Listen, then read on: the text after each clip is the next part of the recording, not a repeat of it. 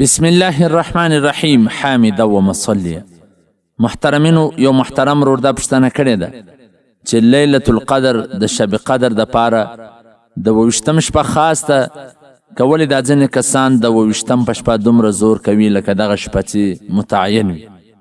محترمینو، مفتی اعظم هند مفتی محمود حسن گنگوهی نور الله مرقده په خپله فتاوی محمودیه جلد نمبر 10 صفحه نمبر 14 هغه لیکلي دي چې شب قدر لیلة القدر دا د آخري عشره کې په تاکو شپو کې د تلاش کولو د پاره نبی علیه السلام فرمایلی دي.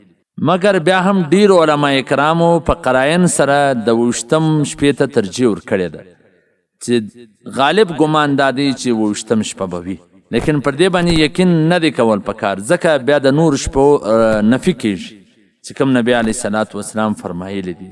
او دا غرنګه حضرت ابی ابن کعب رضی الله تعالی عنہ قسم وخوړی چې دا وفرمایل چې شب قدر به د 28 په شپه وي.